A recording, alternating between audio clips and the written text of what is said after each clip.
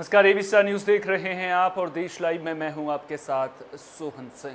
देश लाइव में सबसे पहले बात करेंगे काबुल एयरपोर्ट पर हुए धमाके की। आपको बता दें कि इस धमाके की जिम्मेदारी आईएसआईएस के यानी इस्लामिक स्टेट खुरासान प्रांत ने ली है। उसने दावा किया है कि इस धमाके में उनका हाथ है। इतना ही नहीं, इस्लामिक स्टेट ने एक तस्वीर भी जारी की है जिसमें हमले को अंजाम देने वाला हमलावर नजर आ रहा है। कई मीडिया रिपोर्ट्स ने दावा किया है कि ये तस्वीर उसी हमलावर की है जिसने काबुल एयरपोर्ट पर धमाका किया। हमलावर का नाम अब्दुल रहमान अल लोगहरी बताया जा रहा है। ये भी कहा जा रहा है कि शायद ये हमलावर लोगार प्रांत का रहने वाला है।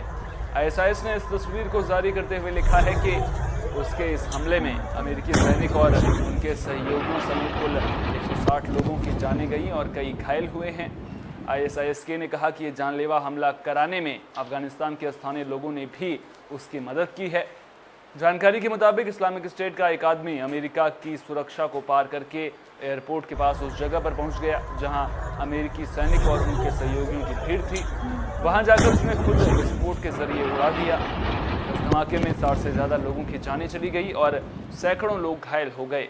मरने वालों में 12 अमेरिकी सैनिक और कई तालिबानी भी शामिल हैं। मीडिया रिपोर्ट्स में बताया गया कि इस्लामिक स्टेट का ये हमला, आपको बता दें कि अमेरिका सेना के बेहद करीब पहुंचकर किया गया था। जो हमलावर था वो अमेरिकी सेना के बेहद करीब तक पहुंच गया था।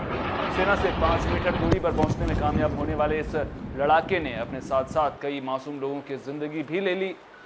बता दें कि एयरपोर्ट की इस जगह पर अमेरिका उन लोगों का पेपर वर्क पूरा करता था जो ट्रांसलेटर्स जासूसों के रूप में काम करते थे। तो आपको बता दें कि संगठन आईएसआईएस ने इस हमले की जिम्मेदारी ली है। हमलावर का एक फ़ोटो भी उन्होंने शेयर किया है और बताया जा रहा है कि इसे हमलावर ने काबुल में आतंकी हमलों को अंजाम दिया था।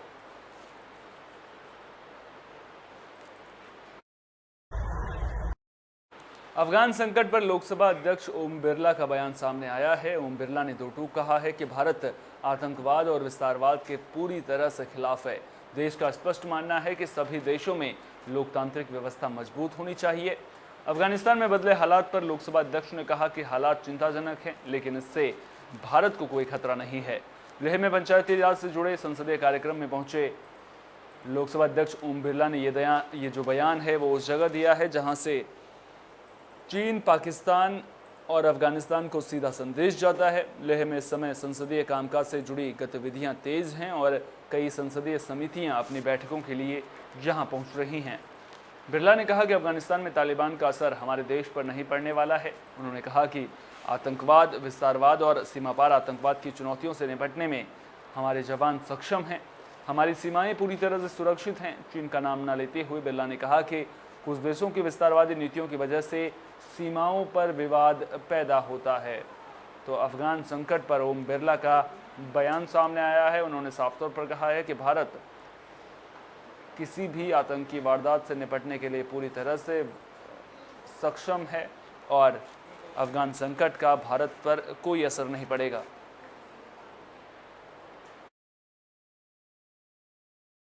पंजाब में कांग्रेस का संकट बढ़ता जा रहा है। मुख्यमंत्री कैप्टन अमरिंदर सिंह के विरोध के बावजूद नवजोत सिंह सिद्धू को प्रदेश अध्यक्ष की जिम्मेदारी सौंपकर पार्टी ने नया नेतृत्व तैयार करने की कोशिश की, पर यह फैसला परेशानी का सबब बनता जा रहा है और इस लड़ाई में पार्टी खुद को फंसा हुआ महसूस करने लगी है।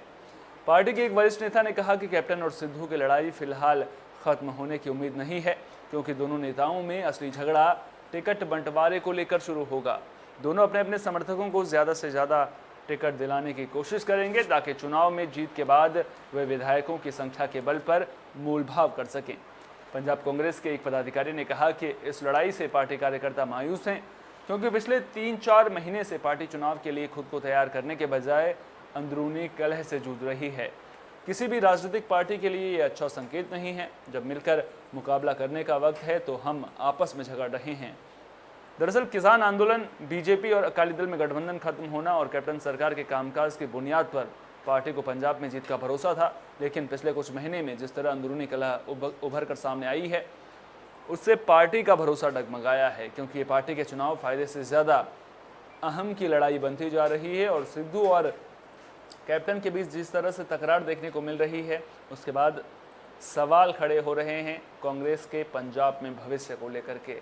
इसका खामियाजा तो पार्टी को चुनाव में भुगतना पड़ेगा, लेकिन खामियाजा कितना भुगतना पड़ेगा ये देखने वाली बात होगी।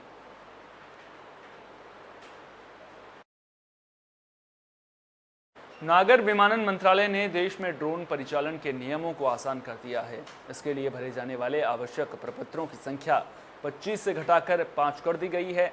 इसी तरह परिचालन से लिए जाने वाले शुल्क के प्रकारों की संख्या 72 से घटाकर 4 कर दी गई है।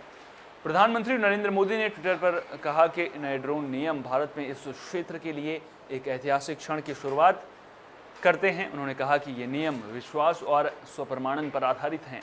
स्वीकृतियां, अनुपालन आवश्यकताओं और प्रविष्टि संबंधी बाधाओं को काफ़ी कम कर दिया गया है।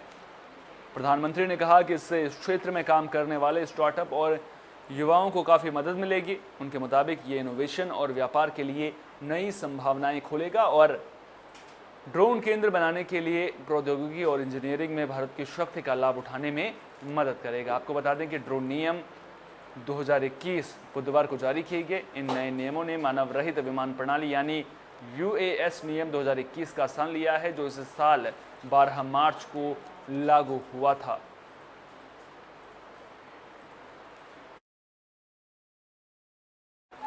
कोरोना के खतरे के बीच एक राहत की खबर है। भारत को जल्द कोरोना का एक और टीका मिल सकता है। केंद्र सरकार ने कहा कि कैडिला के टीके जाइकोव डी की आपूर्ति अक्टूबर के पहले सप्ताह में शुरू होने की उम्मीद है।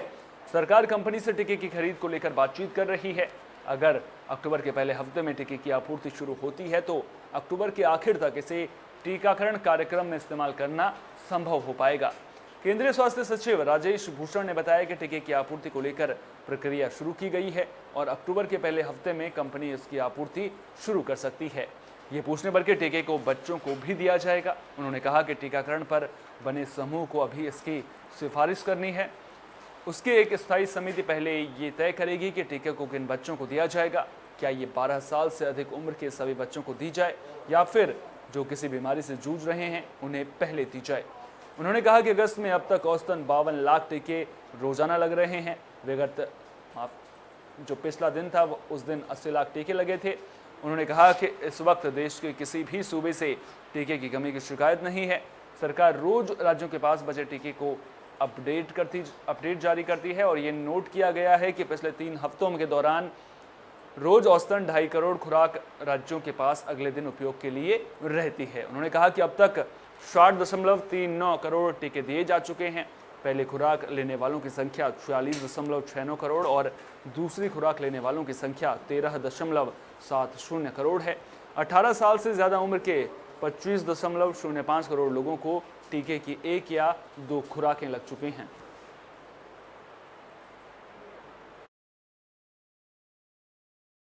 देश लाइव में मेरे साथ इतना ही। दीजिए इजाज़त। नमस्कार।